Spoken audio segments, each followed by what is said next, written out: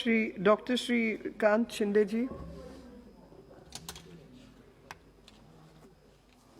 बहुत बहुत धन्यवाद अध्यक्ष महोदय। मैं सबसे पहले तो जो भी फ्रंटलाइन वर्कर्स, डॉक्टर्स, पुलिस कर्मचारी, पैरामेडिकल स्टाफ, सभी को जिन्होंने इस कोरोना की महामारी में काम किया और जो संक्रमित हुए और जिन्हें अपनी जान गंवानी पड़ी, उन सभी को मैं श्रद्धांजलि अर्पित करता हूँ। और उसी के साथ में जिन्होंने गए 1 साल से भी ज़्यादा आज कोरोना से हम लड़ रहे हैं, उसके अंदर सभी डॉक्टर्स हो, पैरामेडिकल स्टाफ हो, सैनिटेशन वर्कर्स हो, पुलिस कर्मचारी हो, सभी लोग, लोक प्रतिनिधि हो, सभी लोग काम कर रहे हैं, उन सभी का मैं तहे दिल से आभार प्रकट करता हूँ। और मुझे अपनी पार्टी से इस स्वास्थ्य के अनुदान विभाग पर अनुदानों की मांग पर चर्चा करने का मौका दिया, उसके लिए मैं बहुत बहुत यहाँ पर धन्यवाद अदा करता हूँ।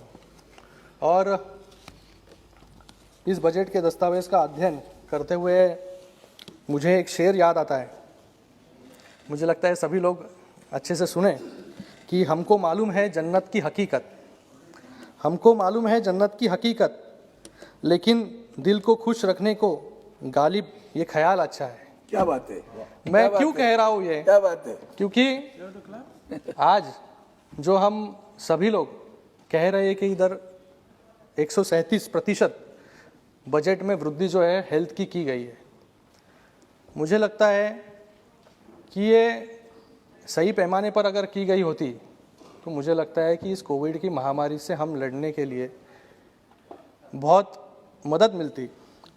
ये जो हमने बजट बढ़ाया है, जिससे बजट भाषण के दौरान वित्त मंत्री जी ने बताया कि health and wellbeing budget is 2,23,000 crore in budget estimate 2021-2022 as against this year budget estimate 94,452 crore and increase in 137%।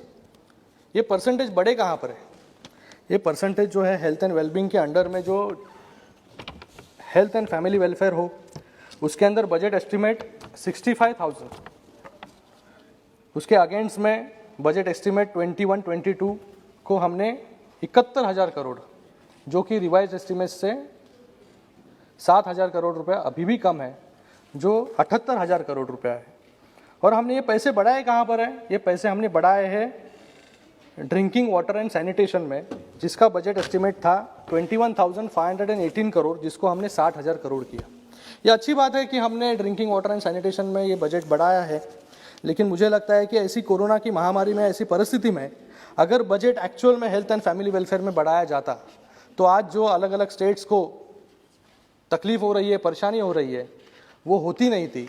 और मुझे लगता है कि ये 137% ये सुनने में आप सभी लोगों को, मीडिया को बहुत अच्छा लगता होगा, लेकिन वाकई में ये 137 करोड़ रुपए जो है वो बड़े नहीं है, क्योंकि प्रैक्टिकल अप्रोच हमें रखना बहुत ज़रूरी है, क्योंकि एक एक पैसे की यहाँ पर आज तंगी है, लोगों को ज़रूरत है, वैक्सीन्स की ज़रूरत है। आज महाराष्ट्र की बात करें हम, तो महाराष्ट्र में भी कल ही हमारे हेल्थ मिनिस्टर राजेश टोपे जी यहाँ पर आकर हर्षवर्धन जी को मिलकर गए, और जो महाराष्ट्र की परिस्थिति है कि हेल्थ वैक्सीन्स जो है वो किस प्रकार से हम कमी इस वैक्सीन्स में है, इसके लिए वैक्सीन्स की डिमांड यहाँ से करके गए। आज मंत्रालय ने भी प्रोजेक्शंस दिया था कि 1,20,000 करोड़ दिए जाए, लेकिन दिए गए हैं सिर्फ 71,000 करोड़। तो मुझे ये प्रश्न है सरकार से कि पहले हमारा बजट एस्टिमेट था 65,000 करोड़, और आज जो बजट एस्टिमेशन हमने यहाँ पर 21-22 को दिया है वो 71,000 करोड़ है। और ऐसे परिस्थिति में जहाँ पर हमारा जो जीडीपी पर खर्च है हेल्थ और वेलफेयर में, वो बाकी हमारे आजू बाजू के जो देश है, जहाँ पर श्रीलंका है 3.76% है, बांग्लादेश है 2.34% है, डेवलप कंट्रीज़ की तो बात हमें करनी नहीं चाहिए क्योंकि यूएसए की 8.5% है, जापान की 8% है, 9% है। तो ऐसे परिस्थिति में अगर हमें जीडीपी का लक्ष्य हासिल करना होगा तो ये जो हेल्थ एंड फैमिली वेलफेयर में बजट है वो बजट बढ़ाना बहुत ज़रूरी है। तो ये जीडीपी का जो है आज 1.8% गए कई सालों से हम यहाँ पर बात कर रहे हैं कि 1.8% जो अफगानिस्तान, बांग्लादेश, श्रीलंका इनसे भी कम है, तो ये प्रतिशत बढ़ेगा कैसा? और मुझे लगता है कि 2025 तक हमने टारगेट रखा है कि 5% होना चाहिए। तो मुझे लगता है कि ऐसे स्पीड में 5% जीडीपी तक हम ऐसे परिस्थिति में बिल्कुल पहुंच नहीं सकते। आज इस कोरोना की महामारी जो है वो सभी के लिए नया नहीं है। आज केंद्र सरकार हो, केंद्र सरकार अपनी तरह से काम कर रही है, राज्य सरकार अपनी तरह से काम कर रही है। आज महाराष्ट्र जैसे इतने बड़े राज्य में जहाँ पर घनता जो है, डेंस पॉपुलेशन इस महाराष्ट्र में सबसे ज़्यादा है, सबसे ज़्यादा झुग्गी झोपड़ियाँ जो है इस महाराष्ट्र में, वो भी हमारे इकोनॉमिक कैपिटल मुंबई में, मुंबई पे के सबर्बन रीजन में। आज मैं जहाँ से आता हूँ, मेरी कॉन्स्टिट्यूंसी कल्याण लोकसभा, वो सबसे ज़्यादा दुनिया में सबसे घनता वाला क्षेत्र मेरा क्षेत्र है। आपको सर पता होगा क्योंकि आप आकर गए वहाँ से। धारावी और धारावी जैसा जो क्षेत्र है, धारावी जैसी जो झोपड़ी है, जो दुनिया में सबसे बड़ा स्लम कहा जाता है, ऐसे धारावी भी मुंबई शहर में। आज कुछ भी चीज़ें हुए मुंबई में, महाराष्ट्र में, आज केसेस बढ़ रहे हैं फिर से। बीच में हमने केसेस बहुत बड़े पैमाने पर हमारी सरकार ने कंट्रोल किए, आज फिर से एक बार वहाँ पर केसेस बढ़ रहे हैं। लेकिन ये केसेस क्यों बढ़ रहे हैं? क्योंकि मुंबई में मुझे लगता है, मुंबई और वो सबर्बन जो रीजन है वहाँ पर महाराष्ट्र में जो है, वो इस सदन में जो जो सदस्य बैठे हैं उन सभी के कॉन्स्टिट्यूएंट्स के लोग जो है, मुझे लगता है कि अपने डेली वेजेस के लिए, काम के लिए महाराष्ट्र में जाते हैं, मुंबई में जाते हैं। सबसे ज़्यादा ट्रैवलिंग जो है, मुझे लगता है कि एयरपोर्ट भी है, लेकिन सबसे ज़्यादा झुग्गी झोपड़ियों में जो लोग रहते हैं वो सब जगह पे, वेस्ट बंगाल हो, उड़ीसा हो, उत्तर प्रदेश हो, बिहार हो, सभी लोग, झारखंड हो, काम के सिलसिले में वहाँ पर आते हैं। लेकिन ऐसे भी परिस्थिति में धारावी में जिस तरीके से काम इस सरकार ने किया, हमारी सरकार ने किया, महाविकास आघाड़ी सरकार ने किया, ठाकरे सरकार ने किया, तो मुझे लगता है वो काबिले तारीफ है, जिसकी प्रशंसा जो है वो WHO ने भी की, वॉशिंगटन जैसे पोस्ट ने भी की। मैडम मैं एक ही हूँ, वॉशिंगटन, हाँ अकेले बोलने वाले, हाँ 1 minute.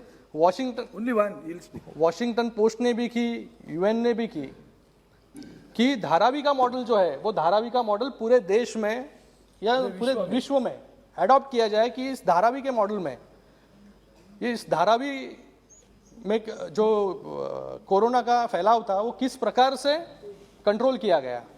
ये ऐसी परिस्थिति में जहाँ पर पूरा विश्व जो है, जिस मुंबई में, महाराष्ट्र में कोरोना की महामारी में कैसे अच्छी तरीके से काम किया, इसके लिए प्रशंसा कर रही है। मैं आपको यहाँ पर और एक आंकड़ेवारी यहाँ पर देना चाहता हूँ कि NHM के माध्यम से 2019-20 में केंद्र से 2373 करोड़, सेंट्रल शेयर में से 2023 करोड़ मिले, लेकिन 2020-21 में 2600 करोड़ में से सिर्फ 700 करोड़ रुपए मिले। केंद्र में सितंबर 2020 से मास्क, PPE किट, इसका सप्लाई महाराष्ट्र को बंद कर दिया गया। लेकिन इसके बावजूद महाराष्ट्र ने जो काम किया, महाराष्ट्र की जो आंकड़ेवारी है, यहाँ पर कुछ आपको देना चाहूँगा कि महाराष्ट्र में आज 23 लाख संक्रमित केसेस हैं, उसमें से 21 लाख केसेस रिकवर हुए। मतलब रिकवरी रेट जो है वो 91% से ज़्यादा है। और महाराष्ट्र की जनसंख्या 13 करोड़ की आबादी में से पूरे पॉपुलेशन के 5% भी इसका फैलाव महाराष्ट्र में हुआ नहीं है, क्योंकि आज हम टेस्टिंग, ट्रेसिंग, प्रोटोकॉल का पालन अच्छी तरह से कर रहे हैं। ट्रांसपेरेंसी है कि कहाँ पे कितने टेस्ट हो रहे हैं, यहाँ पर कुछ भी लुका छुपी नहीं है, कहाँ पर कुछ केसेस हम छुपा नहीं रहे हैं। इसलिए आज हमें केसेस भी वहाँ पर बड़े दिख रहे हैं, लेकिन उसको कंट्रोल भी किया जा रहा है। आज पूरे देश में सर्वाधिक 1,77,15,500 टेस्ट जो है सिर्फ महाराष्ट्र ने किए है। मुझे लगता है यूपी के कंपैरिजन हम करेंगे तो यूपी का पॉपुलेशन बहुत बड़ा है, लेकिन उसके कंपैरिजन में महाराष्ट्र में पूरे देश में सबसे ज़्यादा टेस्टिंग जो है वो हमने की है। आज जब चाइना में 1000 बेड का अस्पताल, I'm the only one, let me speak. The 1 minute's over. एक second madam, 1000 point of order में खड़ा हूँ, पॉइंट ऑफ ऑर्डर। आज मैं जिस यहाँ हमारे चिराग, जो हमारे रंजन साहब बैठे, राजीव रंजन जी, वो जिस पार्टी से आते हैं उनके सिर्फ 4 या 5 सदस्य, लेकिन उन्होंने आधा घंटा बात किया। पौना घंटा बात की। हम 18 सदस्य वाली शिवसेना है।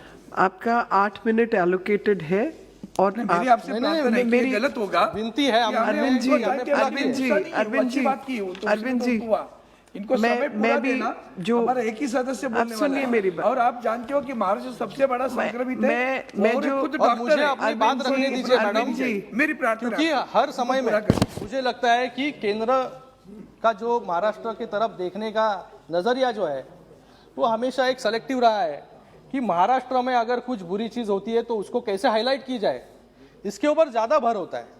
मुझे लगता है कि हम पूरा एक देश है, ये कोरोना सबके लिए नया है, महाराष्ट्र के लिए नया है, हमारे सबके लिए नया है। कोऑपरेटिव फेडरलिज्म हम कहते हैं खाली, लेकिन कोऑपरेटिव फेडरलिज्म की तरह हमें केंद्र को महाराष्ट्र की तरफ देखना भी चाहिए। जो जो कमियां महाराष्ट्र में है, जो जो ज़रूरतें हैं वो पूरी भी करनी बहुत ज़रूरी है। आज ऐसे परिस्थिति में जहां पर हम चाइना में देखें, जब भी कोरोना शुरू हुआ था तो 1000 बेड का अस्पताल, हम सभी लोग चौंक गए थे, सभी लोग प्रशंसा कर रहे थे कि 1000 बेड का अस्पताल 15 दिन में कैसे बनाया। लेकिन आज इसी भारत में, इसी महाराष्ट्र में, हमारे इसी मुंबई में 1000 बेड के अस्पताल जो है हमने 15 दिन में बीकेसी में 2-2 अस्पताल बनाए। हर सिटी में 1000 बेड का अस्पताल, मेरे कॉन्स्टिट्यूएंसी में भी 1000 बेड के अस्पताल हमने बनाए। तो ऐसी परिस्थिति में मुझे लगता नहीं कि ऐसा कोई उदाहरण कोई और खत्म करने दीजिए मैडम मुझे, कि ऐसी परिस्थिति में मैडम ये कैसे होगा मैडम? अन्याय की बातें नहीं, कोई मैडम ये अन्याय हो रहा है महाराष्ट्र पे जैसे हमेशा हो रहा है madam. Serious subject. Let me speak. I'll complete in 5 minutes, madam. I'll complete in 5 minutes. Arvind ji, you I'll are free complete to in 5 protest. minutes. Arvind ji, you are free to protest. Madam, 8 I'll minutes. complete- 8 minutes was allocated to Madam, you. 3 more minutes have been given. I'll complete in 5 And minutes, madam. I'll complete in 5 minutes. Let me speak. 5? No. There's no I'll time. complete in 2 Sorry. minutes. Yeah. जब You हमने- asked for 1 minute. 3 minutes जब- have already Yeah, been yeah, given to yeah. you. I'll complete. So हमने जहाँ पर 1000 bed के अस्पताल किए, Please सब understand. जगह पे There are I'm others. understanding, madam. But let me speak, madam. I'm the only Just speaker. wrap it up. Please Only wrap it up. speaker. अर्धा तास बोला। आज जहां पर बेड की सबसे कमी थी, 2020 में हमारे पास 2211 अस्पताल थे, 7722 बेड थे, 1000 वेंटिलेटर थे, लेकिन आज टोटल बेड हमारे पास 3.5 लाख से भी ज्यादा है। तो ऐसे काम जो है वो सरकार, महाराष्ट्र सरकार यहाँ पर कर रही है। लेकिन जब UN, WHO महाराष्ट्र की प्रशंसा करता है, तभी कोई तो चीफ इकोनॉमिक एडवाइजर एक स्टेटमेंट करता है कि Maharashtra is under performed and most in restricting the spread of cases and in saving lives. मुझे लगता है कि एक बहुत बड़ा दुजाभाव है और केंद्र के पास हमेशा महाराष्ट्र के लिए कोई ना कोई तो एक संस्था रहती है कि महाराष्ट्र में कुछ भी काम गलत हो तो अच्छा हो, अच्छे को भी गलत साबित करने का काम जो है इस संस्था के माध्यम से हमेशा होता आ रहा है मैडम। तो इसलिए महाराष्ट्र में जो काम किए हैं Dr. तो Amol Kole. Putting my demands madam. Dr. Amol Kole, please. Madam completing madam. अरे आज Please, Doctor.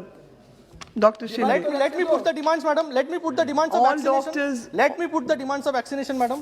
कल ही हमारे स्वास्थ्य मंत्री आए थे यहाँ पर, जो डिमांड्स उन्होंने की है कि महाराष्ट्र में 60 प्लस पॉपुलेशन और 45 कोमॉर्बिड पॉपुलेशन को आवश्यकता है कि 3.5 लाख डोसेस की, लेकिन अभी तक महाराष्ट्र को सिर्फ 70 लाख डोसेस मिले हैं। 2,84,00,000 डोसेस की आवश्यकता है।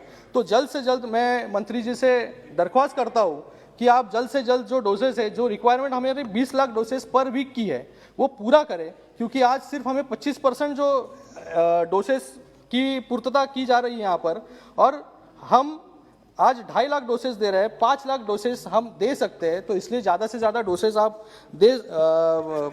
केंद्र के माध्यम से महाराष्ट्र को दें। और उसी के साथ में स्वास्थ्य मंत्रालय के पास 367 कोविड वैक्सीनेशन केंद्र की स्वीकृति के लिए हमने आवेदन भेजा, उसमें से सिर्फ 200 का आवेदन हमें स्वीकृति हमें मिली है, 158 आवेदन अभी पेंडिंग है।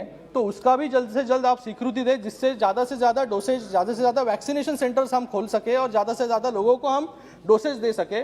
इसी के साथ में मेरा तो कंप्लीट हुआ नहीं मैडम, लेकिन आप अभी बोल रहे हैं। आप लिखित में दे दीजिएगा मंत्री जी को।